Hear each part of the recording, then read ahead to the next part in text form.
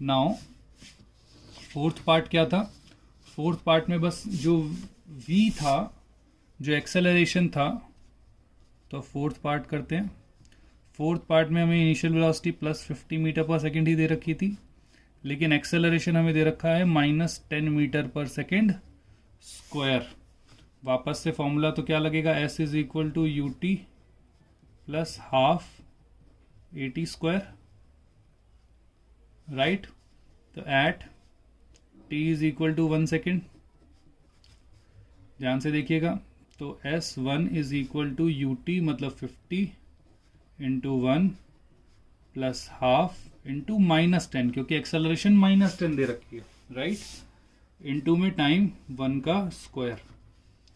तो 50 1 जा 50 plus -10,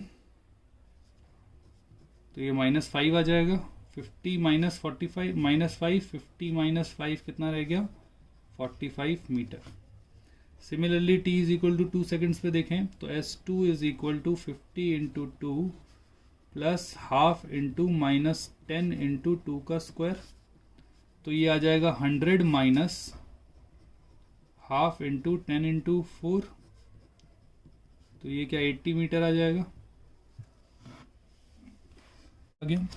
eight t is equal to 3 seconds पे हम देखते हैं तो S3 is equal to 50 into 3 plus half into -10 into 3 का square is equal to 150 minus 5 9 जा 45, 45 में से 150 गया तो 105 रह गया।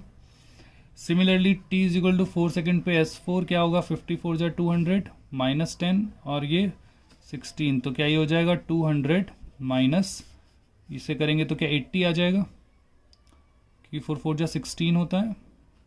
लीजिए एक बार सॉल्व भी कर लेते हैं, इंटू 16, इसे काटेंगे तो ये 8 आएगा, 8 10 जा 80, तो ये कितना रह जाएगा 120 मीटर।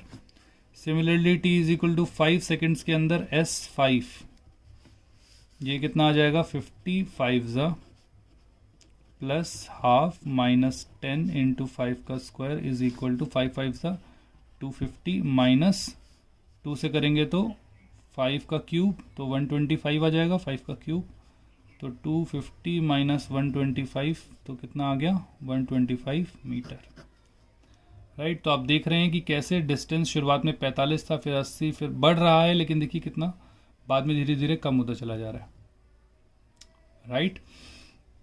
ना इसको थोड़ा और आगे कर रहे हैं अगर हम ध्यान से देखिएगा तो t is equal to 6 seconds पे देखिए, तो S6 इज इक्वल टू 56 जा प्लस हाफ इंटू -10 इंटू 6 का स्क्वायर, तो 300 माइनस 5 से करेंगे 2 5 जा 10 और 6 6 जा 36, तो ये 180 आ जाएगा, और यहाँ से ये सॉल्व करेंगे तो कितना आ जाएगा 120 मीटर। तो ध्यान से देखिए 120 125 फिर वापस से 120 आ गया, आप देख रहे हैं। Similarly t is equal to 7 seconds पे अगर हम करेंगे तो S7 इज इक्वल टू 57 जा प्लस हाफ इंटू -10 इंटू 7 का स्क्वायर, तो ये हो जाएगा 350 माइनस 5 इंटू 7 7 जा 49, तो ये हो जाएगा 350 माइनस 5 9 जा 45, 5 कैरी ऑन 4, 5 4 जा 20, 20 और 4 245, और माइनस करेंगे तो क्या 105 मीटर आ जाएगा। आप ध्यान से देखिए 145 मीटर से 1 सेकेंड पहले 120 मीटर था, 1 सेकेंड बाद 120 मीटर, 2 सेकेंड पहले 105 था और 2 सेकेंड बाद भी 105, तो क्या t 8 सेकेंड पे आप अपने आप निकालिएगा। बाकी क्या मैं लिख सकता हूँ 50 into 8 plus half into -10 into 8 का स्क्वायर, क्या मैं डायरेक्टली लिख सकता हूँ 80 मीटर, बाकी आप कैलकुलेट करके देखिएगा।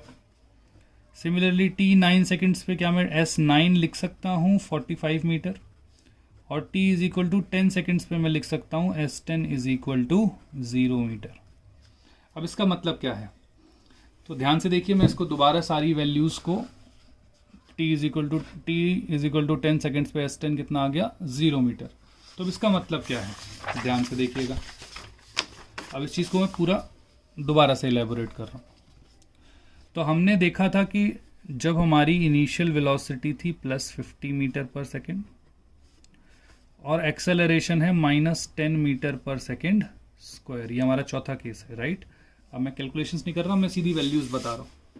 तो at t is equal to 1 second पे जो हमारी फाइनल वेलोसिटी अगर आपको याद हो तो आई थी 40 मीटर पर सेकेंड। आप पीछे वाले नोट्स देख सकते हैं लास्ट लेक्चर के, राइट। जबकि जो डिस्प्लेसमेंट आई मेरी तो v1 40 और t1 हमारा आया, t1 1 सेकेंड, v1 40, तो s1 हमारा आया था 45 मीटर। सिमिलरली t2 पे जो वैल्यू आई वो आई 2 सेकेंड्स पे, तो v2 जो था वो हमारा 30 मीटर पर सेकेंड आया, तो s2 जो आया वो 80 मीटर आया। आप देखेंगे वेलोसिटी कम हुई है, इसलिए पहले सेकंड में 45 चला था, अगले में सिर्फ 35 चला है।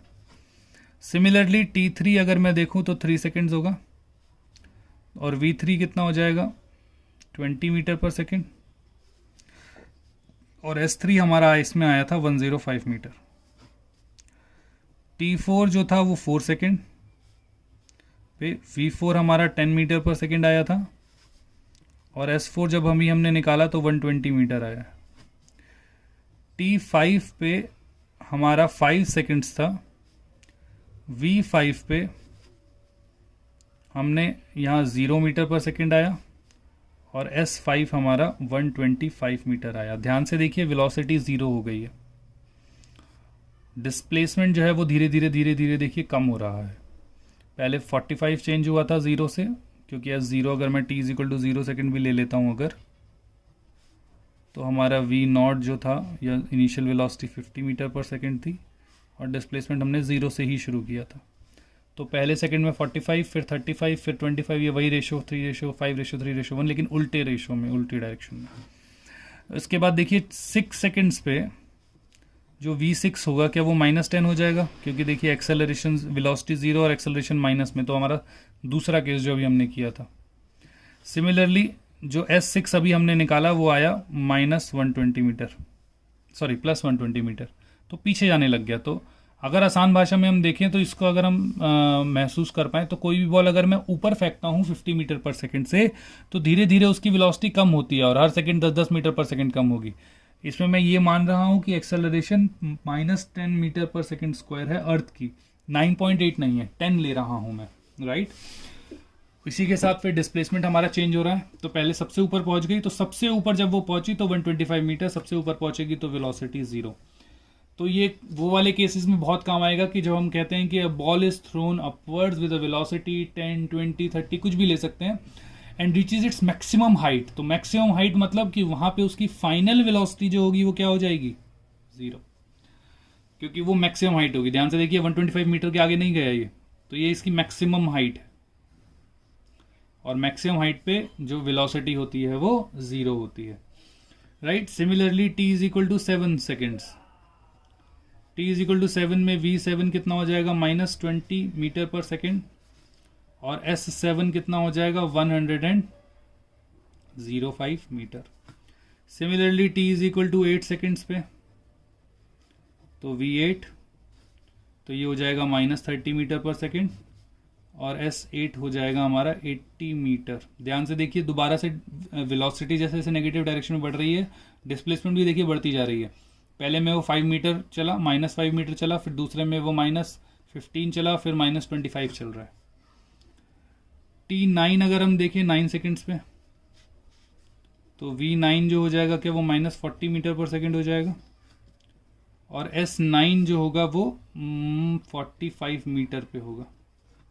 सिमिलरली t10 सेकेंड्स पे v10 जो होगा क्या वो -50 मीटर पर सेकेंड होगा, और s10 जो होगा वो 0 मीटर होगा। इसका मतलब क्या है, ध्यान से देखिएगा कि अगर मैंने बॉल को 50 मीटर पर सेकेंड से ऊपर फेंका है, तो जब वो वापस आएगी मेरे पास तो वो 50 मीटर पर सेकेंड से नीचे आएगी, अगर हमने एटमॉस्फेयर नहीं माना हुआ है, कोई फ्रिक्शन नहीं माना हुआ है।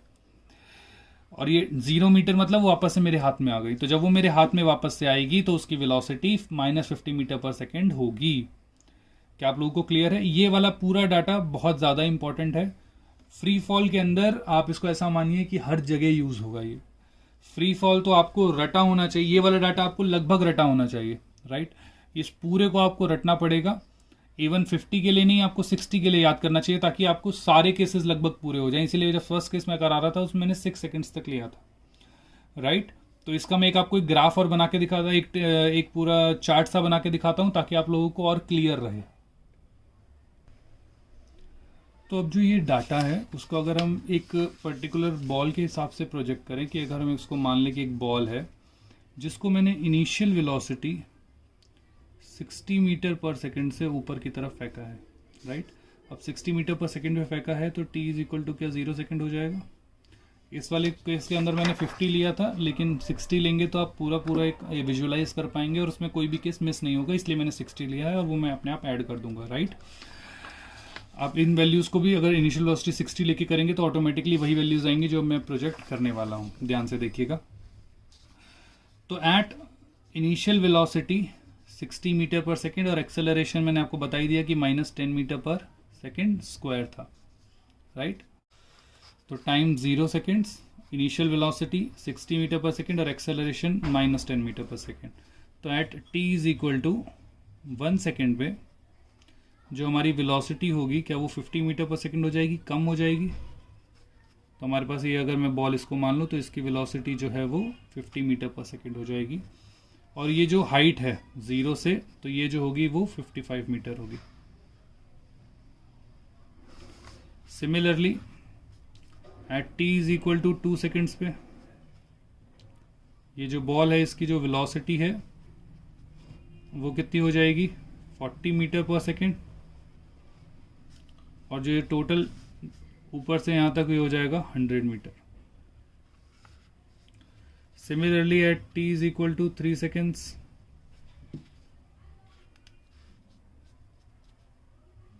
जो बॉल होगी उसकी वेलोसिटी हो जाएगी 30 मीटर पर सेकेंड। एक्चुअली ये बॉल सीधी ऊपर जाके सीधी नीचे आनी है। ये ग्राफ मैंने इसको इस तरीके से बनाया है, लेकिन एक्चुअली सीधी ऊपर जाके सीधी नीचे आएगी। लेकिन इस तरीके से बनाने के लिए आपको ये ताकि इसको आपको अलग अलग मैं पॉइंट्स बता पाऊँ, ये सिर्फ इसलिए क्योंकि एक ही पॉइंट पे मैं सारी चीज़ें बता दूंगा तो वो समझ नहीं पाएंगे, राइट। तो ये 30 metre per second.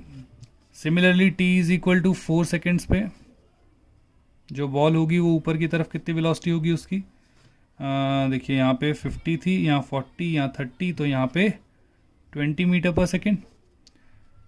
t is equal to अगर मैं 5 सेकेंड्स लिखता हूँ तो ऊपर की तरफ कितनी 10 मीटर पर सेकेंड। और वहीं t is equal to 6 seconds पे देखता हूँ तो वेलोसिटी 0 मीटर पर सेकेंड। ये 100 मीटर है तो ये 135 मीटर होगा। ये 135 प्लस 25 और ऐड कर देंगे तो 160।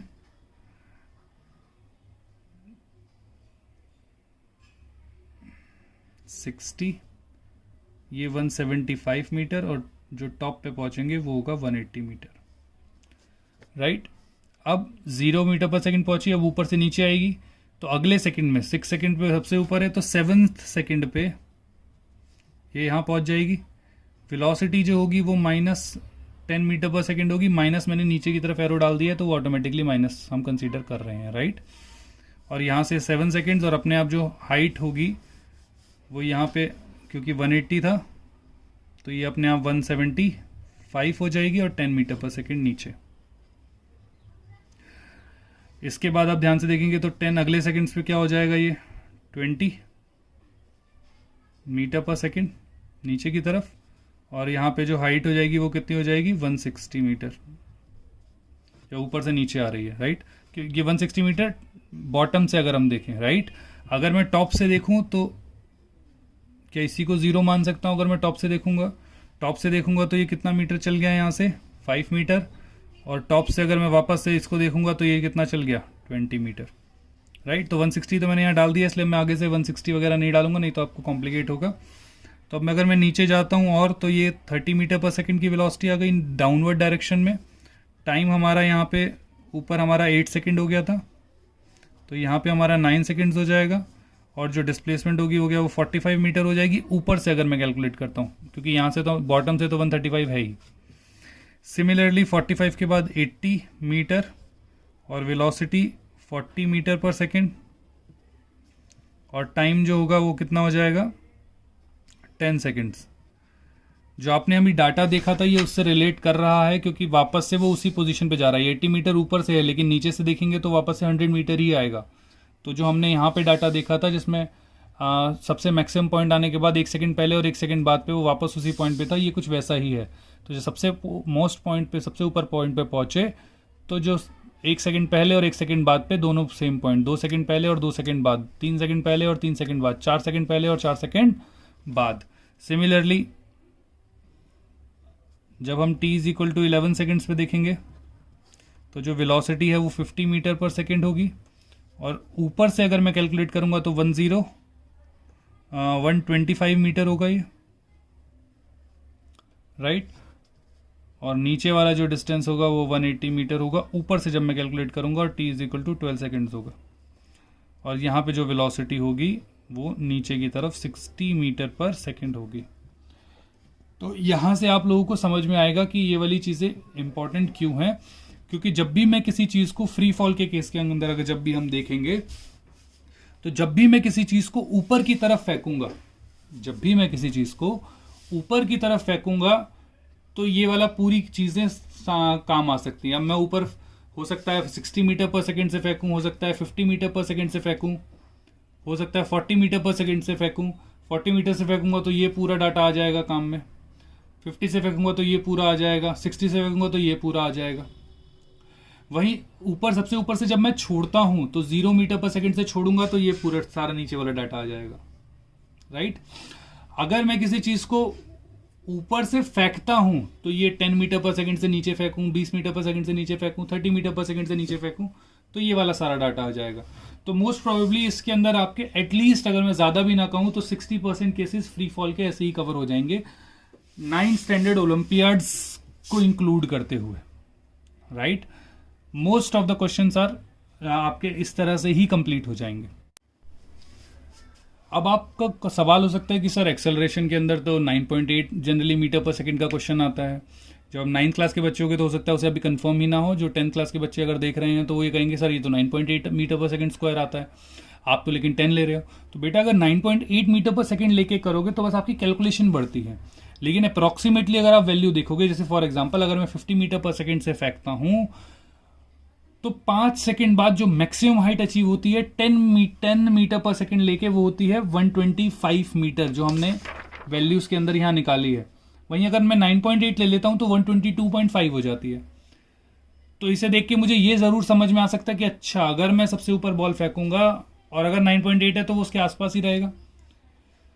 क्या आप लोगों को समझ में आ रहा है कि जब मैंने फर्स्ट पार्ट जो हमने देखा था, जब हमने बॉल अगर से फॉर एग्जांपल ऊपर से नीचे छोड़ी तो हम देखते हैं कि भाई 5 सेकंड में वो 125 मीटर नीचे आ जाता है, लेकिन अगर मैं 9.8 मीटर पर सेकंड लेता हूं तो 122.5 आएगा। तो क्या वो 125 के पास है?